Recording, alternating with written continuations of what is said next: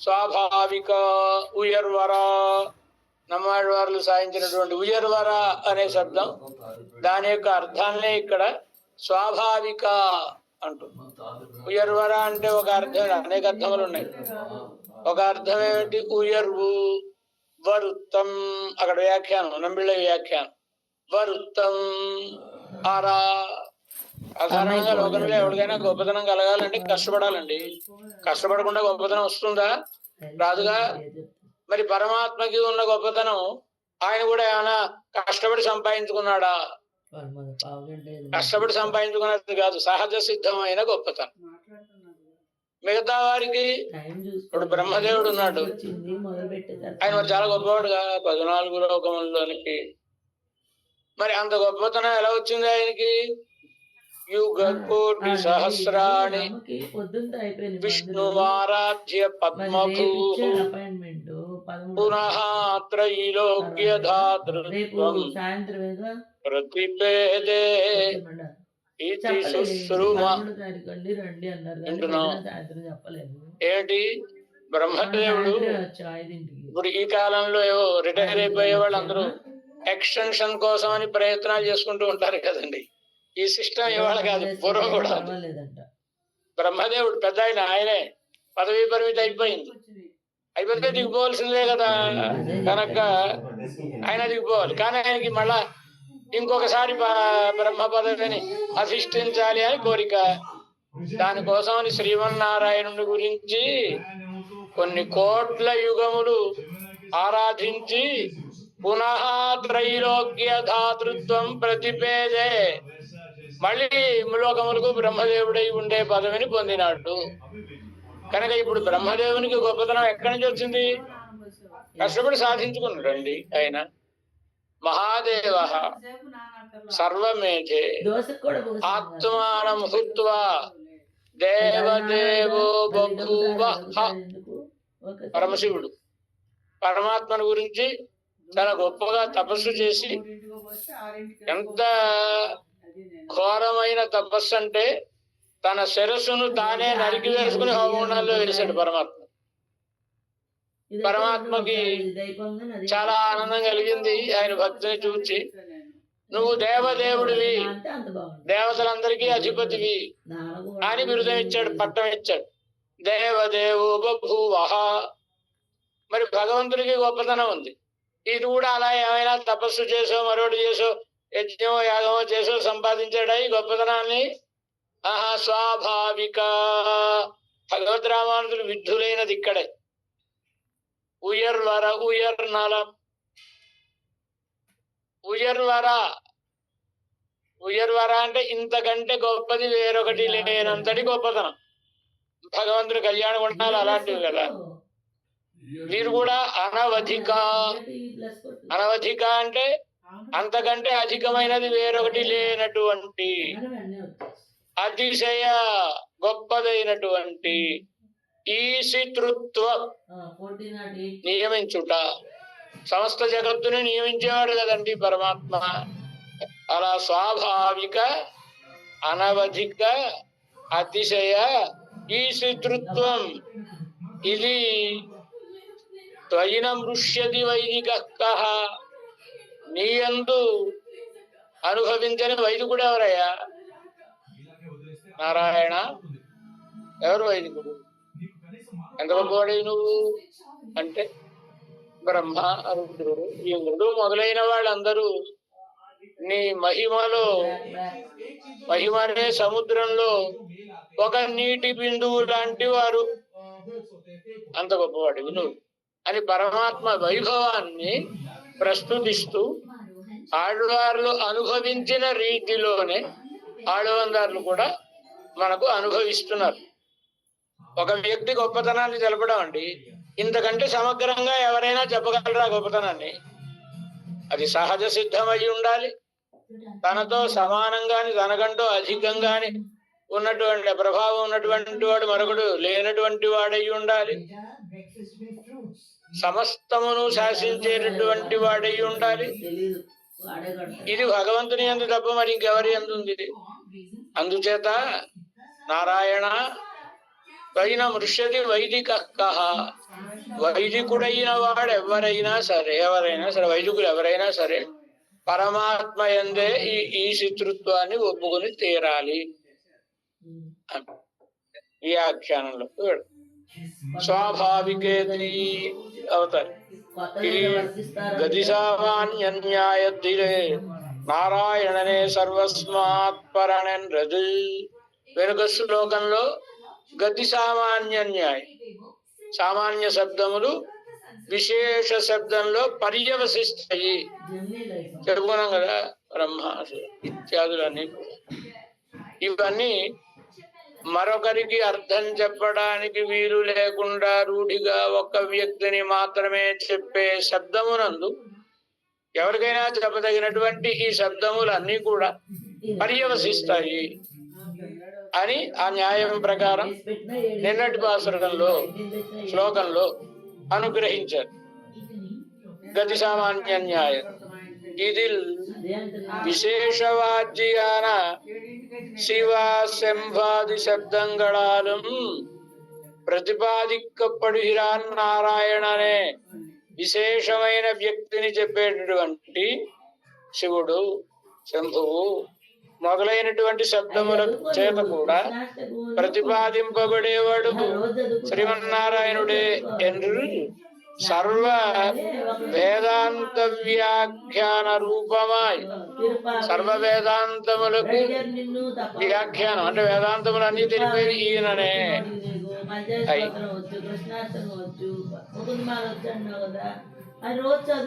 అనన్య పరమాన ఈయనకు తప్ప వేరొకరికి చెప్పే వర్తించినటువంటి నామం నారాయణ. నారాయణనే ఇలా వీటన్నిటి చేత ప్రతిపాదింపబడేవాడు నారాయణుడే అని సర్వ వేదాంత వ్యాఖ్యాన రూపమై అనన్య పరమాన నారాయణానుపాక సిద్ధమాన భగవత్పరత్వై అరుళి చేయిరార్. నారాయణానువాకంలో సిద్ధించినటువంటి భగవత్పరత్వాన్ని ఈ శ్లోకంలో అనుగ్రహిస్తున్నారు నారాయణ అనడంతో. నారాయణానువాకంలో నారాయణ పరం బ్రహ్మ, నారాయణ పరం తత్వం ఇత్యాది శబ్దములు నారాయణుడే పరబ్రహ్మము, నారాయణుడే పరమతత్వము ఇత్యాదిగా చెప్తున్నాయి కదా. నారాయణ పరం జ్యోతి అని కనుక భగవంతుడే పరతత్వం అని శ్రీమన్నారాయణుడే అక్కడ నారాయణ శబ్దాన్ని చెప్పి ఈయనయే పరతత్వము. బ్రహ్మ నారాయణ, శివశ్చ నారాయణ, చక్రశ్చ నారాయణ, కాళశ్చ నారాయణ, దిశశ్చ నారాయణ, విదిశశ్చ నారాయణ, అంతర్బహిశ్చ నారాయణ అన్ని చెప్పింది కదండి నారాయణ. కనుక భగవంతుడే ఇవి అన్ని. వీటి లోపల ఆయన వ్యాపించి ఉంటే ఆయన శక్తి వలననే ఇవి అన్ని పనిచేయగలిగినవి అవుతాయి. కనుక ఆయన ఈ శబ్దముల ద్వారా చెప్పబడే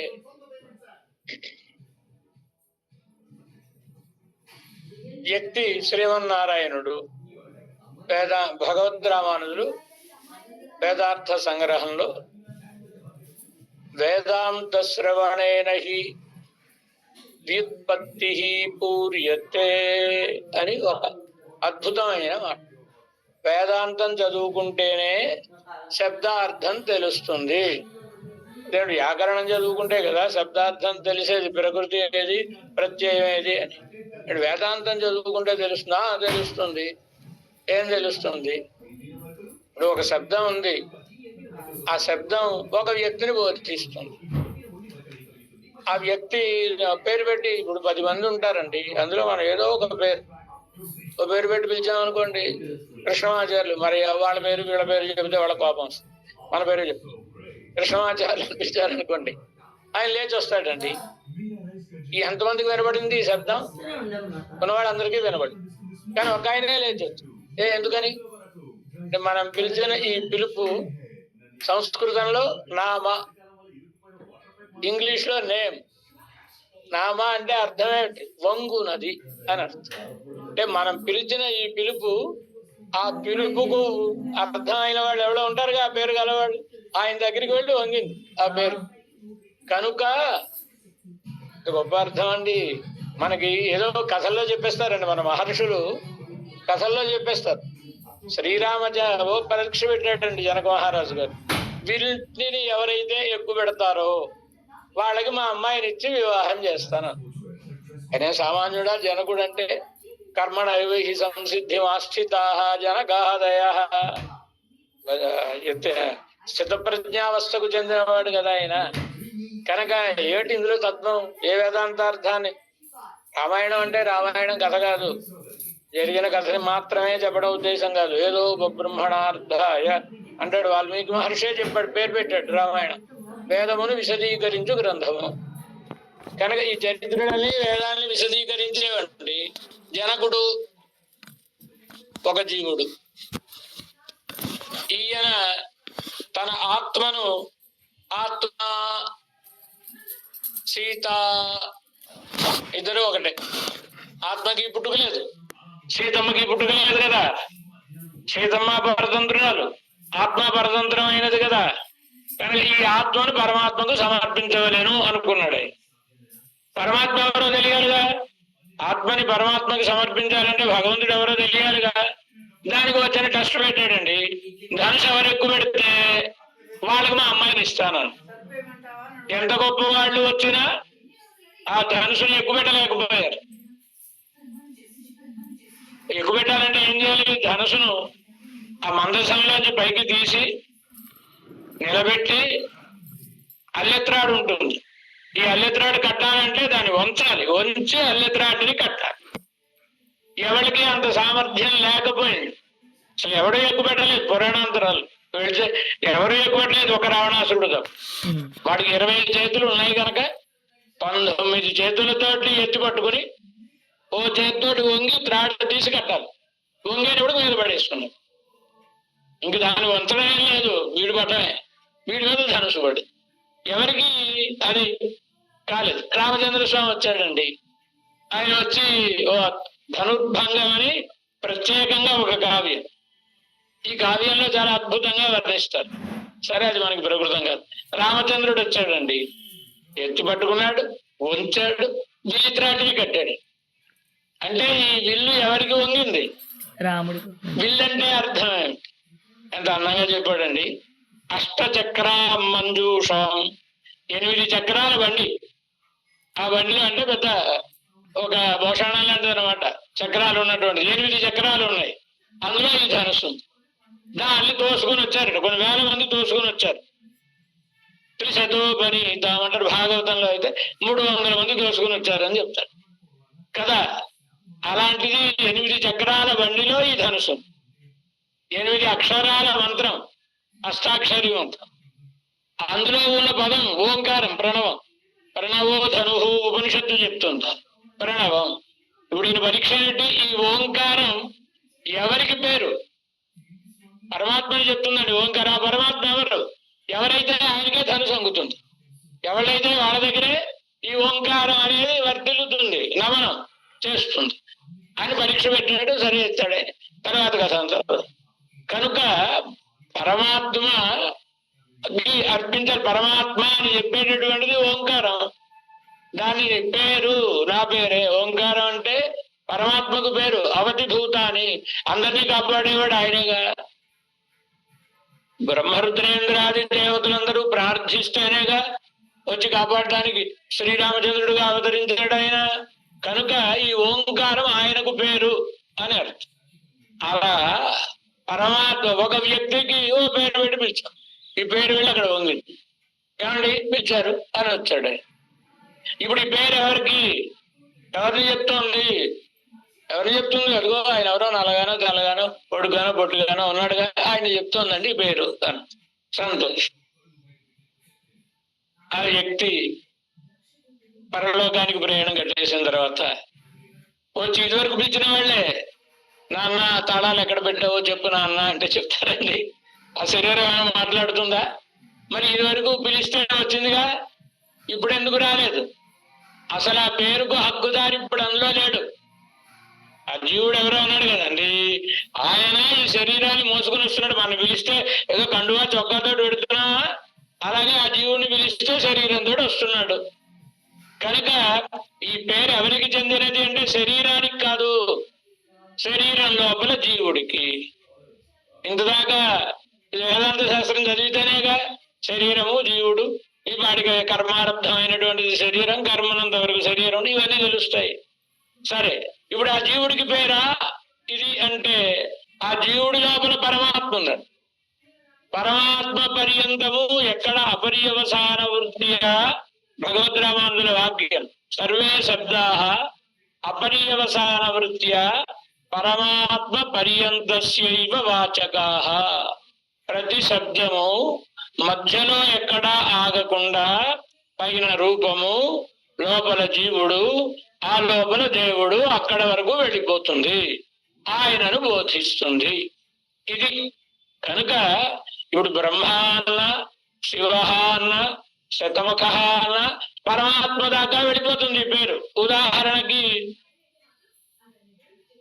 రామాయణం చెప్పుకున్నాం కదా, కానీ మన ఫేవరెట్ గ్రంథం ఏంటంటే భాగవతం కదా.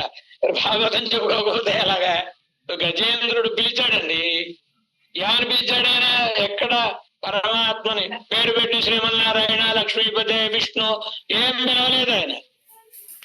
ఆయన పిలిచిందంతా జగత్కారణమైన వాటిని పిలిచాడు.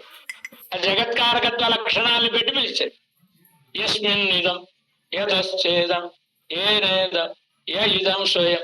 ఎవరి లోపల అదే పోతన గారు చాలా అందంగా పద్యంలో చెప్పేశాడు కదా, యవ్వని చేజనించుజగం అని. దీనికి అనువాదం యస్మిన్ ఇదం యతశ్చేదం ఏనేదం ఏ ఇదం స్వయం యోస్మాత్ పరస్మాత్ పరః తం ప్రపద్యే స్వయంభువం. స్వయంభువం అంటే బ్రహ్మగారికి స్వయంభూ అని పేరు కదండి. కనుక బ్రహ్మదేవుని గురించి చెప్తున్నాడేమో అనుకుంటే బ్రహ్మగారికి లక్షణాలేవి పట్టవు. బ్రహ్మ అని పిలిస్తే వచ్చేసాను. కానీ ఈయన జగత్కారు, పుట్టించేవాడు గిట్టించేవాడు అంటే ఏదో పని కొంతవరకు పుట్టించేవాడు అండి. గిట్టించడం ఆయన పని కాదుగా, గిట్టించేవాడు అని పుట్టించడం కాదు. మరి ఎలాగ? ఈయన అన్ని పెట్టి పిలిచేశాడు. పుట్టించేవాడై ఉండాలి, గిట్టించేవాడై ఉండాలి, పోషించేవాడై ఉండాలి. ఎవరో ఆయనను నేను శరణు వేడుతున్నాను. ఏదో పోతాను కానీ ఆత్మభవు అన్నాడు, ఈశ్వరు అన్నాడు. మరి ఈశ్వరుడు అంటే పార్వతి పరమేశ్వరులు అంటాం కదా, భవుడు అంటే పరమశివుడు. మరి ఆయన వచ్చాడా? రాలేదు. ఎందుకు వీళ్ళెవరు రాలేదు? నారాయణుడే ఎందుకు వచ్చాడు? అందమైన మాట పోతన గారు ఏం చెప్పాడు? విశ్వమయతలేమి వినియు నూరగయుండిరి అంబుజాసనాదు లడ్డు పడక విశ్వమయుడు విష్ణుండు జిష్ణుండు భక్తియుతున గడ్డుపడదలంచే అనంగా చెప్పేశాడండి. విష్ణుమూర్తి వచ్చాడు కదండి, పిలవగానే వచ్చి కాపాడాడు కదా. మిగతా వాడు ఎందుకు రాలేదు, ఈయన ఎందుకు వచ్చాడు? మనిషి వచ్చినట్టు అర్థం చెప్పడానికి వీల్లేదు. ఏదో కొంచెం మనసు పీకింది అనుకోండి, అయ్యో వీళ్ళని ఎలా తక్కువ చేస్తామంటే మనకి ఇష్టం కదా అనుకుంటే ఏం చెప్పాలి? వాళ్ళు ఆ సమయానికి ఊళ్ళో లేరండి, క్యాంప్కి వెళ్ళారండి, ఈయన దగ్గరలో ఉన్నాడు, ఇక్కడికి వచ్చాడు. లేదా వాళ్ళందరికీ సీరియస్ గా పనుల్లో ఉన్నారు, ఇక పని పాటు లేదు కనుక ఈయన వచ్చాడు. ఇలా ఏమైనా చెబుతామా? మా వాడికి వినపడలేదని, వినపడితే వచ్చి ఉండరు అని. వినియున్ ఏమన్నాడండి పోతన గారు? విన్నారు, విన్నా ఊరుకున్నారు. ఎందుకు ఊరుకున్నారు? విశ్వమయత లేమి. ఈయన చెప్పినటువంటిది ఎవరికి సాధ్యం? శ్రీమన్నారాయణుడు వచ్చాడండి. ఎందుకు వచ్చాడు ఆయన? తత్రాఖిలామరమయో హరిరావిరాసి, నారాయణ శబ్దార్థం అండి. తత్రాఖిలామరమయో హరిరావిరాసి, సమస్త దేవతల లోపల అంతర్యామిగా ఉన్న శ్రీమన్నారాయణుడు వచ్చెను. స ఆత్మా అంగా అన్య దేవత. ఏం చెప్పింది వేదం? పరమాత్మ ఆత్మ, మిగతా దేవతలందరూ ఆయనకు తనుభూతులు, శరీరభూతులు. యో యో యాం యాం తను అంటాడు భగవద్గీతలో కూడా. దేవత అని చెప్పడు, తను శరీరములు. వీళ్ళందరూ భగవంతునికి శరీరభూతులు. లోపల ఉండేది నిలబెట్టి ఉంచేవాడు పరమాత్మ. తన ఇచ్ఛానుసారంగా ఈ శరీరావయవాల్ని ఆత్మ తన ఇచ్చకు అనుగుణంగా వినియోగించుకుంటోంది కదా. ఈ దేవతను కూడా అలా వినియోగించుకున్నవాడు పరమాత్మ. స్వతంత్రుడు పరమాత్మ, పరతంత్రుడు వీళ్ళు. ఎందుకు రాలేదు వీళ్ళెవరు? ఒకవేళ గజేంద్రుడే కనుక హే పార్వతీపతే అని పిలిచాడు అనుకోండి, వచ్చేసినాయి. అలా వెళ్ళలేదు ఈయన. మునుజేయువాడ అత్యద్భుతం. ఏమంటే నమో నమస్తే అఖిల కారణాయ, ఈ జగత్తుకందరికీ కారణమైన వాడికి నమస్కారం అనగానే బ్రహ్మదేవుడు కూడా పొంగిపోయింది. ఇంతకాలానికి మన పిలిచేవాళ్ళు కూడా ఉన్నారండో. కనుక ఈ జగత్తంతా పుట్టించిన వాడు ఆయన మనం అర్జెంటుగా వెళ్ళాలరా, ఏది మన హంసవాహనాన్ని సిద్ధం చేయండి అంటే మన ఏదో జీవనం అది వేయాలిగా, దాని మీద కూడా మెత్త అది వేయాలిగా నేను కూర్చోవడానికి. ఇంతలో ఆయన నిష్కారణాయ అనేసరి అందరినీ పుట్టించిన వాడై ఉండాలి, ఆయన వేరొకళ్ళ చేత పుట్టినవాడు కాకుండా ఉండాలి అని. అదే అది ఎలా కుదురుతుంది? మనం నారాయణ రాక్షికంలో చూడటం కనుక టూర్ క్యాన్సిల్ అన్నాడు. ఆయన అలాగా వీళ్ళెవడు రాలేదు. ఎందుకని? అసాధారణ లక్షణాలు ఇవన్నీ. సరేనండి, మామూలుగా లోకంలో ప్రహతంగా ఉన్న మాట ఏంటి? బ్రహ్మదేవుడు సృష్టి, బ్రహ్మ విష్ణు మహేశ్వరులు అంటారు కదా. విష్ణువు రక్షణ, శివుడు ఏం చేస్తాడు కదా. మరి అలాంటప్పుడు విష్ణువు మాత్రం ఎందుకు వచ్చాడు? ఈయన సృష్టి చేస్తాడా? ఈయన లయం చేస్తాడా? మరి ఈయన ఎందుకు వచ్చాడండి? అఖిల అమర మయ హరి ఆవిరాశి వ్యాస భగవానుడు భాగవత్. అందరి దేవతల లోపల అంతర్యామిగా ఉన్నవాడు ఈయన కనుక ఇప్పుడు ఈయన బ్రహ్మాన్నా పలికేస్తాడు, ఈయన రుద్రాన్నా పలికేస్తాడు, విష్ణు అన్నా పలికేస్తాడు. మిగతా వాళ్ళని బ్రహ్మ అంటేనే కానీ శంకర అంటే బ్రహ్మగారు పలకలేడు, బ్రహ్మ అంటే ఈయన పలకలేడు. ఈయన వాళ్ళందరిలోనూ ఉన్నాడు కనుక ఏ పిలుపుకైనా పలకగలిగిన వాడు పరమాత్మ. అందుచేత వచ్చాడు. నిఖిలాత్మకత్వాత్ నైతే యదోపసృభు నిఖిలాత్మకత్వాత్ తత్రాఖిల హవరమయో హరిరాసీత్. ఈయన ఎందుకు వచ్చాడండి హరి గారు అంటే ఈయన అందరిలో ఉన్నవాడు కనుక ఆ పేర్లని తన వరకు వచ్చేస్తాయి. కనుక ఇప్పుడు ఏ పేరైనా ఆ శరీరము, ఆ శరీరాన్ని కలిగినటువంటి జీవుడు, జీవుని లోపల ఉన్న పరమాత్మ వరకు వెళ్ళిపోతుంది. కనుక ఇప్పుడు ఈ ఏ పేరు పెట్టి పిలిచినా పలకగలిగిన వాడు ఒక్కడే. శబ్ద సహస్రనామములలో గజేంద్ర మోక్షణ వృత్తాంతానికి సంబంధించిన నామములు. ఈ నామములలో శబ్ద ఏ పేరు పెట్టి పిలిచినా పలుకువాడు, సహించువాడు. మనం ఎలా పిలిచినా సహిస్తాడు. సహస్రనామ పారాయణం అండి చేస్తున్నారండి. పాపం కొందరు ఉంటారండి, వాళ్ళకి నిపాక్షరాలు పలకవు కొందరికి. కనుక శ్రీకృష్ణాయ నమః అను అంటే పండితుడు వచ్చి ఒరే ఒక నెమ్మకాయ కొట్టి ఏమిట్రా ఈ పిలపడం, శ్రీకృష్ణాయ నమః అనాలరా అను కృ అను త్రు త్రు అంటే వాడికి కాదు, కాకపోతే తానే పలుకుతుంది. శ్రీకృష్ణాయ నమః అంటే పరువు తీసి వారేస్తున్నావు ఇలా అని కోపగించుకుంటే ఇంకో పండితుడు ఆ దారిని వస్తున్నాడు. ఎందుకయ్యా మీ వాడిని కోపడుతున్నావు? చూడండి మా వాడు శ్రీకృష్ణాయ నమః అంటున్నాడు, శ్రీకృష్ణాయ నమః అంటే మొండితనం అని. ఏం పర్వాలేదు, శ్రీకృష్ణాయ నమః అన్న ఆయన పలుకుతాడయ్యా, పలుకుతాడండి. మరి కృష్ణాయ నమః అంటే కదా పలుకుతాడు. కృష్ణాయ నమః అన్న ఆయన పేరే, కృష్ణాయ నమః అన్న ఆయన పేరేనయ్యా. శ్రీకృష్ణాయ నమః అంటే శ్రీ అంటే లక్ష్మీదేవి, లక్ష్మీదేవికి మా ఆయన్ని ఎప్పుడు నేను చూస్తూ ఉండాలి. ఇరవై మహలహిల్లేన్ ఎందు అలర్మేల్ మంగ ఇరవై ఇంకా చూసినా ఇంకా చూడాలి, ఇంకా చూడాలి అనే కోరిక పుట్టించేటటువంటి వాడు కనుక శ్రీకృష్ణాయ నమః. లేదా లక్ష్మీదేవి ఎందు తృష్ణ కలిగిన వాడికి నమస్కారం. ఇద్దరు అనురూపమైన దాంపత్యం కదండి. ఆయనంటే వీటికి ఇష్టం, ఏంటంటే ఆయనకి ఇష్టం. తప్పేముంది, ఏ పేరు పెట్టి పిలిచినా బతుకుతాడండి. అమర ప్రభు, అమర ప్రభు అంటే దేవతలందరికీ ప్రభు అని అర్థం.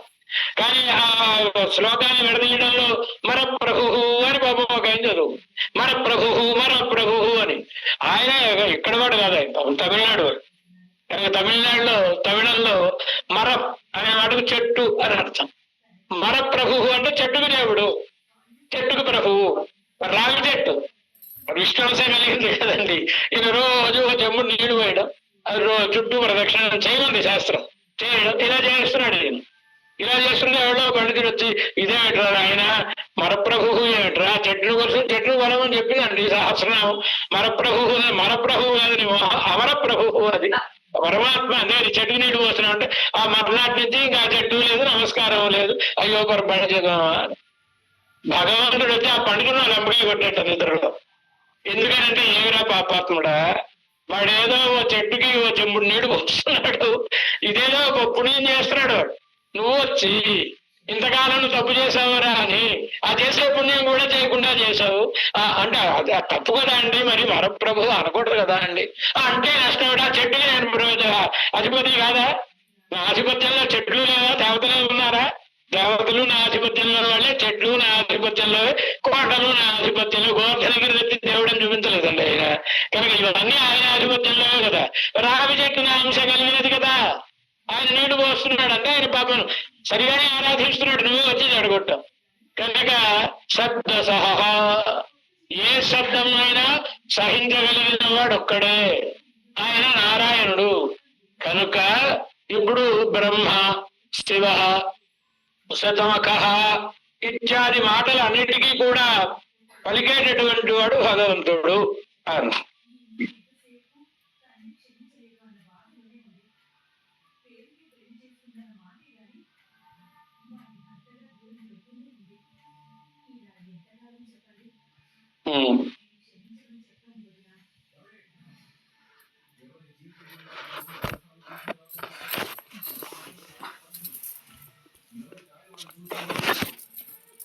స్వాభావిక కనుక ఇప్పుడు నారాయణ అక్కడ అర్థం ఏం చెప్పుకోవాలండి.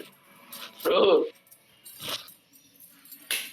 నారాయణ పరం బ్రహ్మ అన్నప్పుడు నారాయణుడే పరబ్రహ్మ, బ్రహ్మ నారాయణ, శివశ్చ నారాయణ, చక్రశ్చ నారాయణ చెప్పి అది చెప్తే అర్థం ఏమిటి? ఆ బ్రహ్మ లోపల అంతర్యామిగా ఉన్నవాడు నారాయణుడే, ఇంద్రుని లోపల అంతర్యామిగా ఉన్నవాడు నారాయణుడే. కనుక ఈ బ్రహ్మ శబ్దం ఎక్కడ దాకా పెడుతుంది? నారాయణుడి దాకా పెడుతుంది. భగవద్గీతలో ఏం చెప్తాడు భగవానుడు? యో యో యాం యాం తనుం భక్త శ్రద్ధయా అర్చితుమిచ్చతి. ఎవరెవరు ఏ ఏ దేవతలను శ్రద్ధగా అర్చిస్తారో వాళ్ళందరూ తేపి మామేవ కౌంతేయ, వాళ్ళు కూడా నన్నే కొలుస్తున్నారా యజంతి అని చెప్పాడు కదా. అదేమిటండి, వాళ్ళని కొలిస్తే మిమ్మల్ని కొలిచినట్టు ఎలా అవుతుందండి? వ్యాఖ్యానం భగవద్రామానుడు భాష్యంలో తాహ దేవతాహ మదీయాహ తనవః అన్నాడు భగవంతుడు. ఎవరెవరు ఏ తనువును కొలిస్తే అన్నాడు కదా. తనువు అంటే శరీరం అని అర్థం. వాళ్ళందరూ భగవంతుడి శరీరభూతులే కదా. అమ్మయ్య అల్లరి తగ్గిపోయింది స్వామి, లేకపోతే మాకు సమాశ్రయణాలు చేసి మీరు విష్ణు ఆలయానికి వెళ్ళాలి, శివాలయానికి వెళ్ళకూడదు, ఇంకో ఆలయానికి వెళ్ళకూడదు అంటున్నారు. ఇప్పుడు ఇంకెక్కడికైనా వెళ్ళొచ్చు. నేను ఎవరికి నమస్కారం పెట్టాలి? నమస్కారం పెట్టినట్టే కదా పరమాత్మ. వాళ్ళు నన్నే కొలుస్తున్నారు, లేకపోతే ఫలానా కలుస్తుంది, నన్నే కొలుస్తున్నారు. కానీ యజంతి ఏప్యన్య దేవతా భక్తా యజంతే శ్రద్ధయాన్వితాః తేపి మామేవ కౌంతేయ యజంతి. ఒక గొప్ప ప్రమాదకరమైన మాట చెప్పేశారు. ఆ విధి పూర్వకం ఇతర దేవతల్ని కొలిచినా నన్ను కొలిచినట్టేరా. మరి ఇంకేమయ్యా, ఎవరిని కొలిచినా సరిపోతుంది కదా. కానీ ఆ దేవతల్ని కొలవడం అనేది నన్ను కొలవడమే కానీ విధిపూర్వకంగా కొలిచినట్టు కాదు. బలం రావాలి, బలం రావాలంటే ఏం చేయాలి? బాగా తినాలండి. ఏం చేయాలి? బలం రావాలంటే సాపాటు బాగా చేయాలి. సాపాటు చేయలేం. బలం రావాలి, పక్కనే ఉంది ఆసుపత్రి పెడితే శిలేరెక్కిస్తారు. శిలేరెక్కించి బలం తెప్పించుకోవడం సహజమా? సాపాటు చేసి బలం తెచ్చుకోవడం సహజమా? అదిగో అలాంటిదండి. ఇతర దేవతల ద్వారా భగవంతుని కొలవడం ఎలాంటిది అంటే అవిధిపూర్వకం, ఇలాంటిది. కనుక అది ఎవడు కోరు అభిలషణీయం కాదు. ఎందుచేత ఇంకా చెప్తాను, అదంతా అద్భుతమైనటువంటి ఏం చెప్తాడు భగవంతుడు.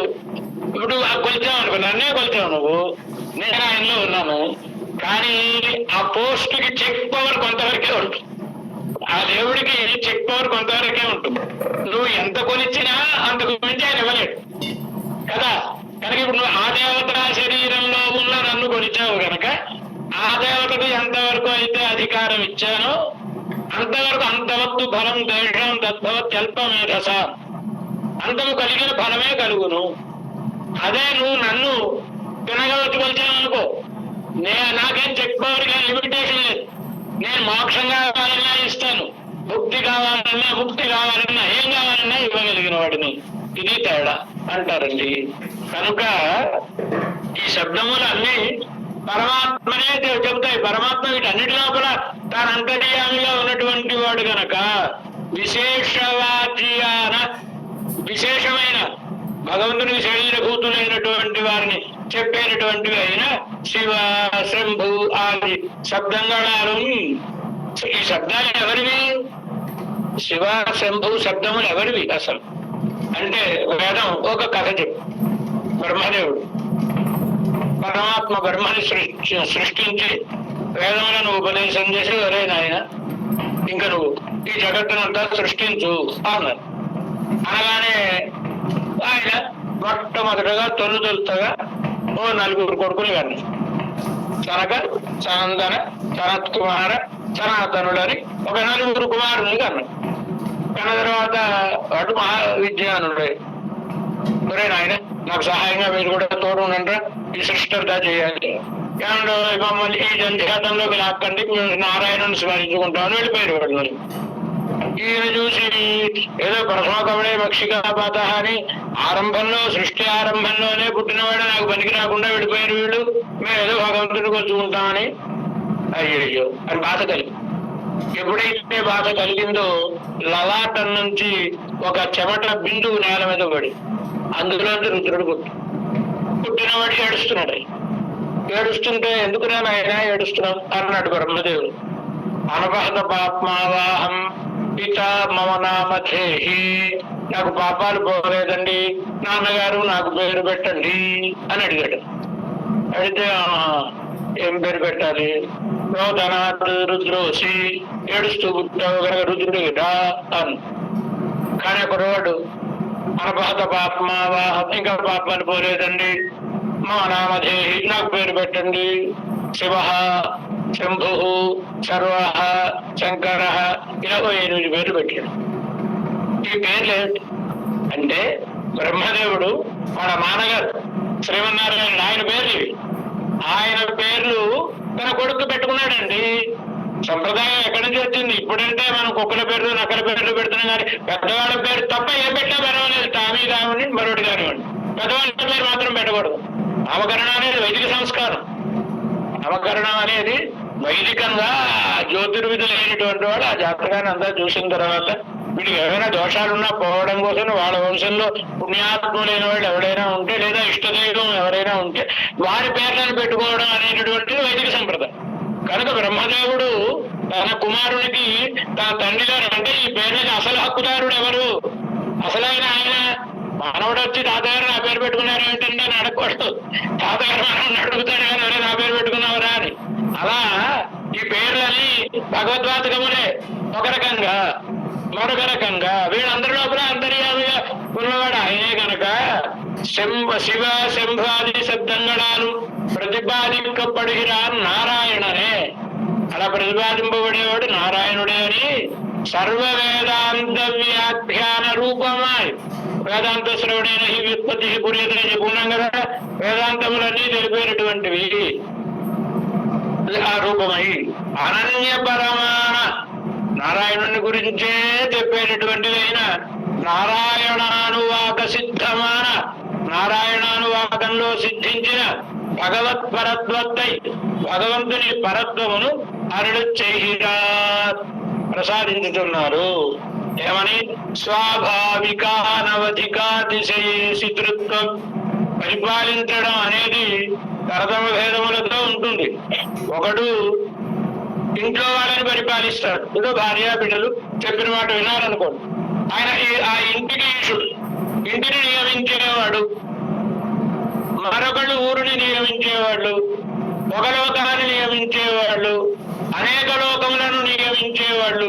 ఈశితృత్వం, ఈశితృత్వం అంటే ఈశో నియామక అని నియమించేవాడు అని అర్థం.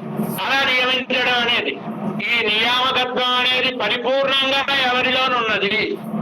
పరమాత్మలో మాత్రమే ఉన్నది.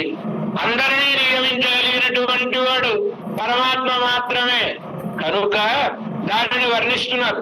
స్వాభావికమైన నియామకత్వము, తనకంటే వేరొకడు గొప్పవాడు లేనటువంటి నియామకత్వము, చాలా గొప్పదైన నియామకత్వము, ఇది పరమాత్మలో ఉన్నటువంటిది. ఇత్తాల్ పరత్వ లక్షణం సొల్లుகிறது. పరత్వ లక్షణం చెప్పబడుతోంది.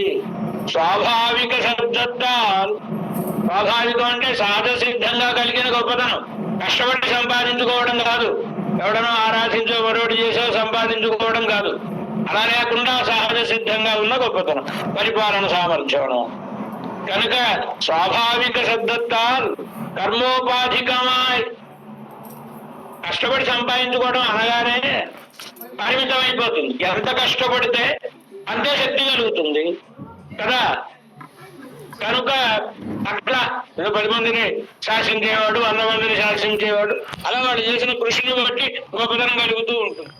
కనుక కర్మోపాధికమైన వచ్చినట్లయితే అది ఏమవుతుంది? ఆ కర్మ లేకపోతే కర్మలు చేసుకుంటాడండి. కర్మలు చేసుకోవడం వలన ఏదో ఇంతకాలం వరకు వీళ్ళని శాసించగలడు.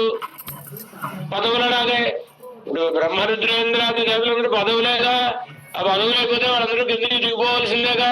అంటే అనిత్యమైన శాసితృత్వం, ఎల్లకాలము అందరినీ శాసించలేరు.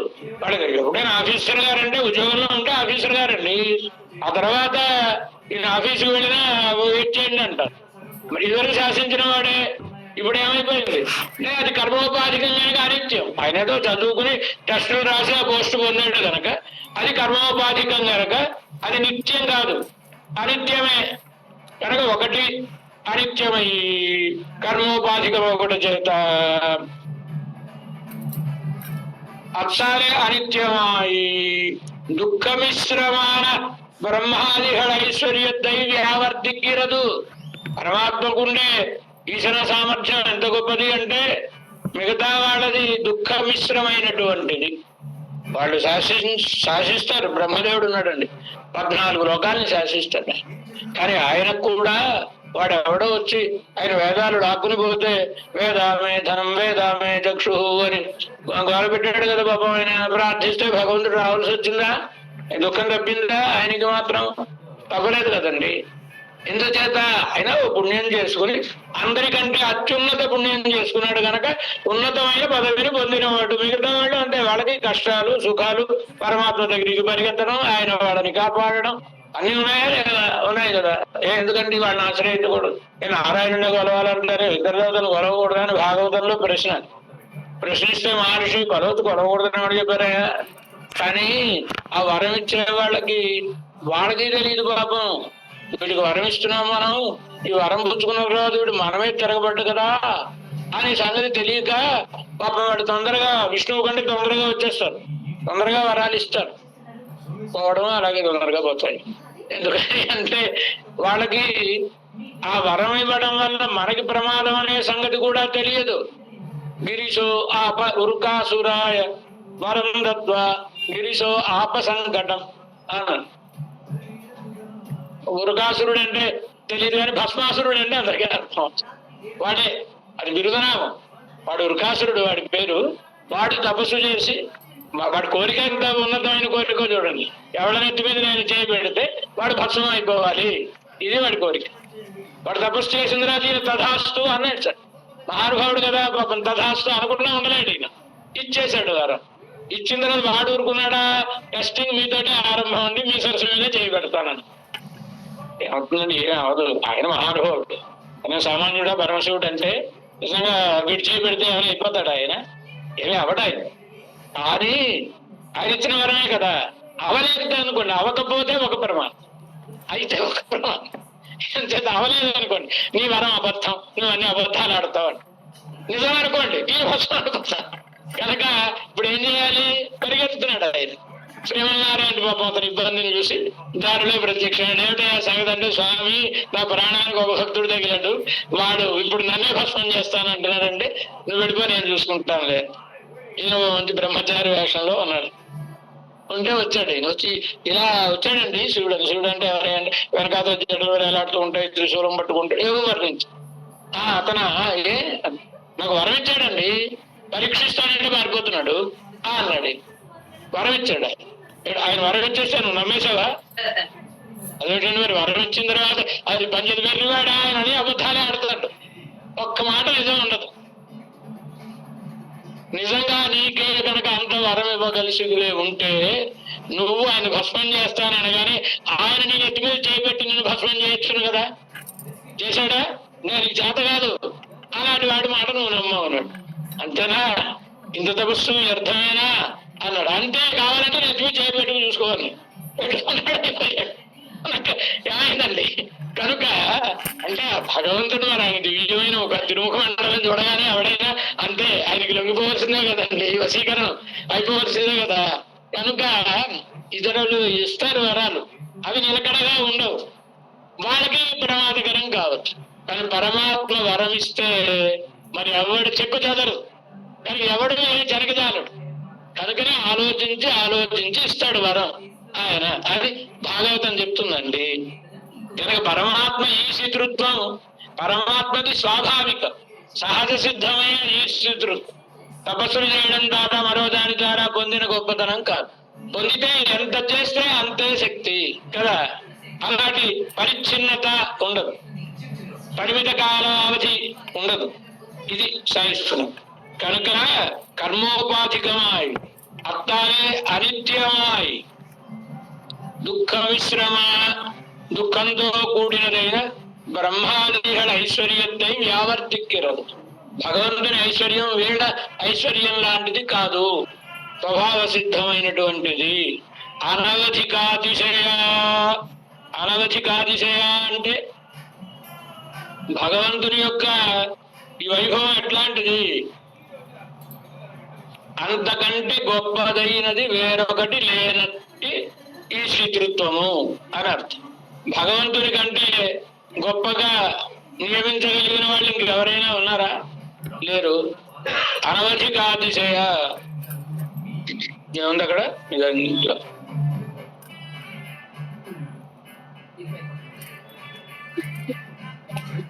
అంతేనా? శబ్దత్తాలే నిత్యరయం ముక్తరయం యావర్తిక్కిరదు. ఇప్పుడు అనవధికాతిశయం అన్నారు.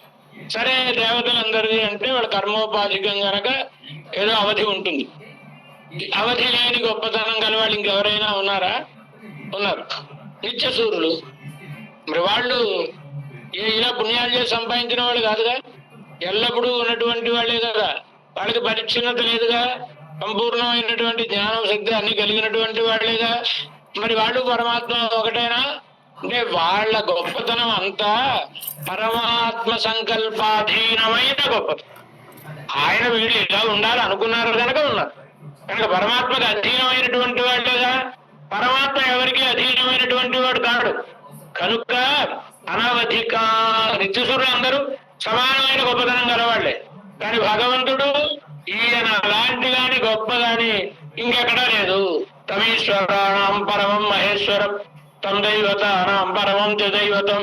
ఏం చెప్తుంది వేదం? తమీశ్వరాణం పరమం మహేశ్వరం. ఈ లోకమును నియమించేటటువంటి వాళ్ళు ఎవరెవరైతే ఉన్నారో వాళ్ళందరినీ నియమించువాడు. ఒకటి కంటే ఒకటి గొప్ప వాళ్ళు ఉంటారు.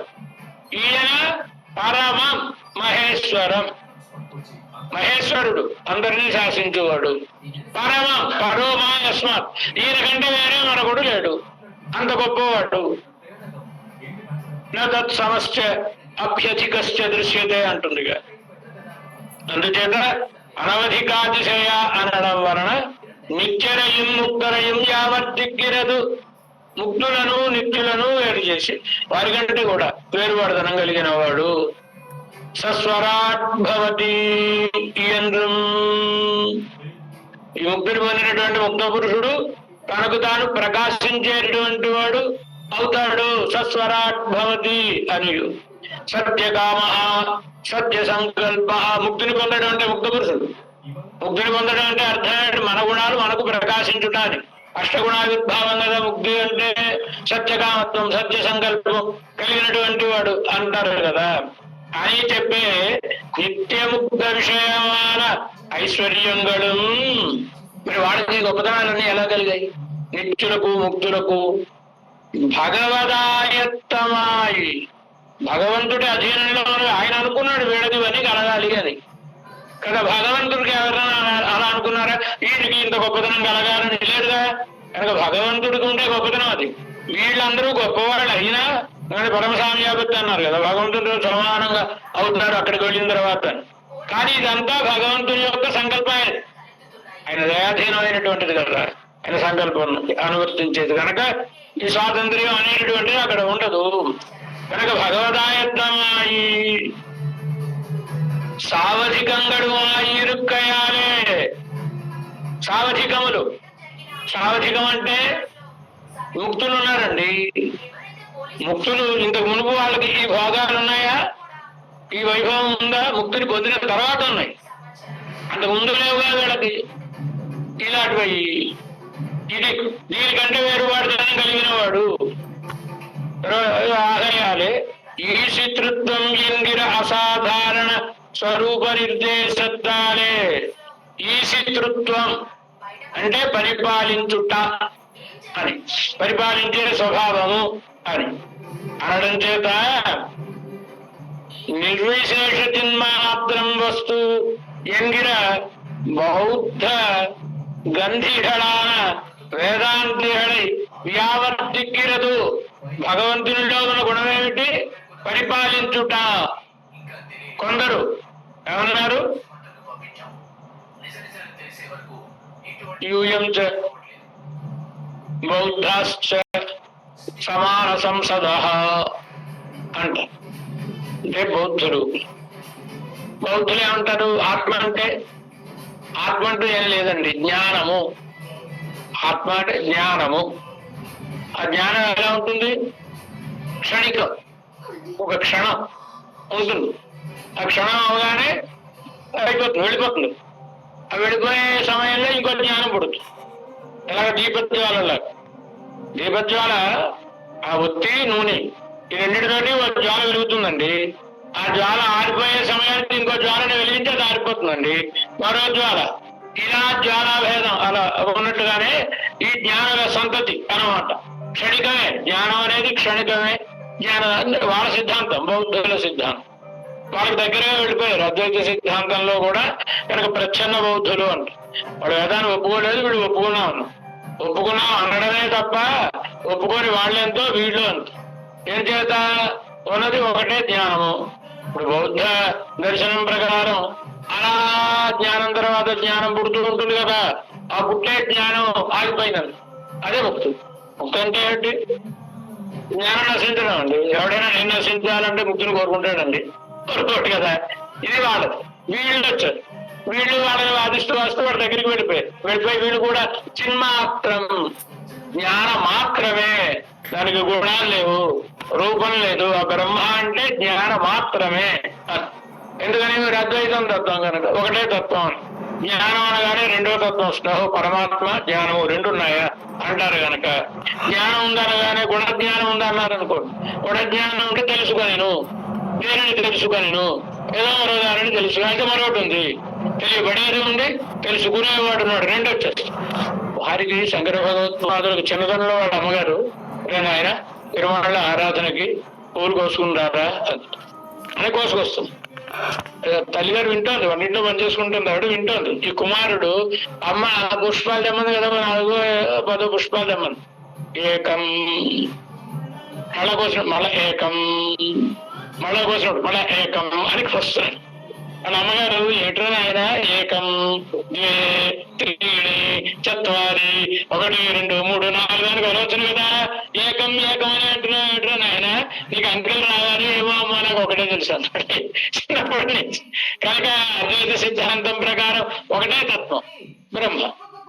ఆయన కూడా జ్ఞానం మాత్రమే, జ్ఞానాన్ని గుణంగా కలవాడని చెప్పడానికి వీలేదు. గుణం వేరు ఆయన వేరు అయిపోతారు కనుక అందుకోసమే చిన్మాత్రం బ్రహ్మ అన్నటువంటి దాన్ని వ్యతిరేకిస్తూ నియమించువాడు పరబ్రహ్మ, నియామకత్వం అనే గుణం గలవాడు పరబ్రహ్మ అని దానిని ఖండిస్తున్నటువంటి మాట ఇది అని వాళ్ళలాగా చెప్పేటటువంటిది కాదు ఇది.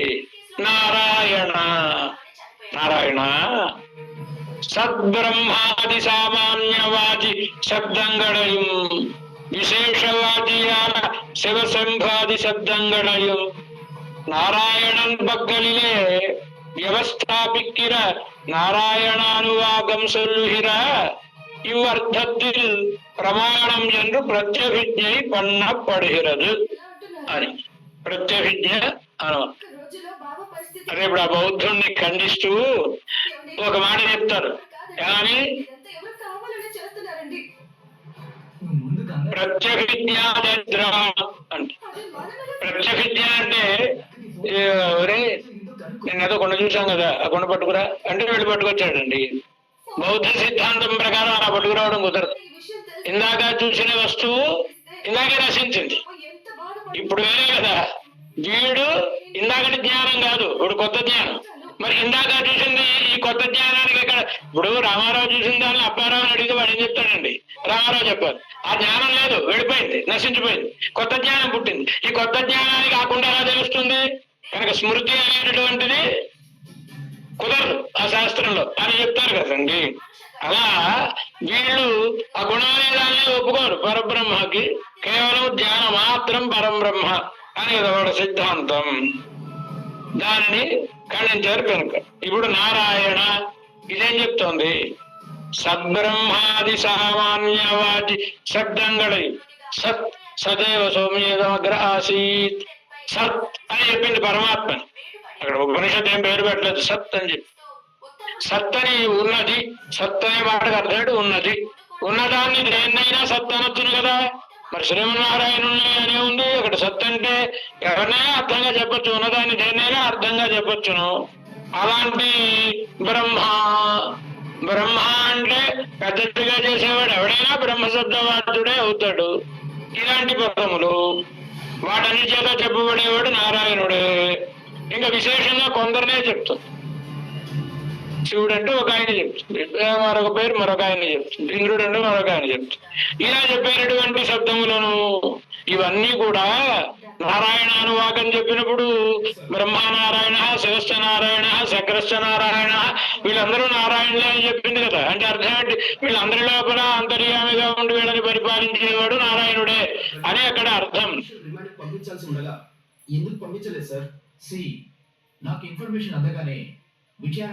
అని అర్థం.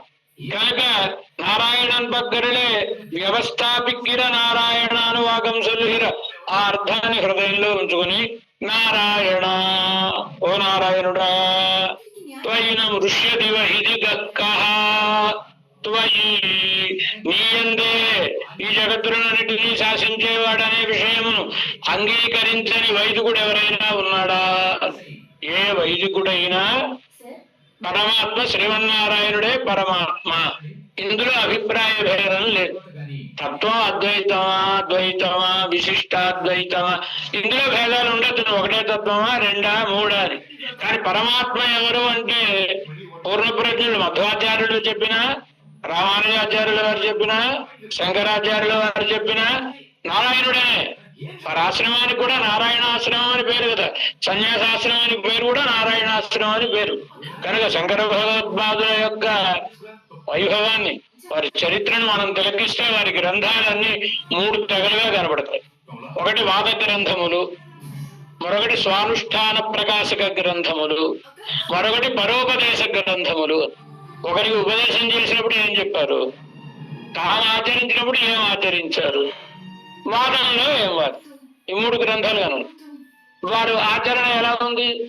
శంకర భగవద్పాదుల ఆచరణ ఎట్లా ఉంది అంటే, వాళ్ళ తల్లిగారు సన్యాసాశ్రమ స్వీకారం తల్లిగారు అనుమతి లేకుండా చేయడానికి లేదు. బ్రహ్మచారిగా అయినా చేసినప్పుడు ఆవిడ ఇక వృద్ధాప్యం, మరణించే సమయం, అమ్మ నేను వస్తాను ఆ సమయానికి అన్నారు శంకరులు. వెళ్ళారు తల్లిగారు, వెళ్ళి అమ్మ నీ కోరిక ఏమిటి అని, నాకు బాలకృష్ణుని చూడాలని ఉంది నాయన అంతే.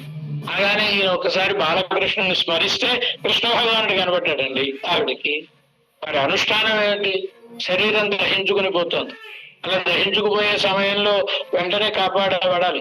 కాపాడబడాలంటే నృసింహ మోదేహి కరావలంబం ప్రక్లాద నారద పరాశర పుండరీక వ్యాసాంబరీష సుఖ సౌనక హృన్నివాస భక్తానురక్త పరిపాలన పారిజాత లక్ష్మీంద్ర సింహ మాదేహి కరావలంబం. బ్రహ్మేంద్ర రుద్ర మరుదర్గ కిరీట కోటి సంఘటితాంఘ్రి కమలామల కాంతి కాంత లక్ష్మీల సద్భుజ సరోరుహ రాజహంస లక్ష్మీంద్ర సింహ మాదేహి కరావలంబం. ఎవరిని ప్రార్థించారు? తత్వమసి అన్నారా? అనలేదుగా. నృసింహస్వామి పిలిచారా? ప్రార్థించారా? కనుక వారి యొక్క అనుష్ఠానం ఏమిటి అంటే భగవద్ ఆరాధనం.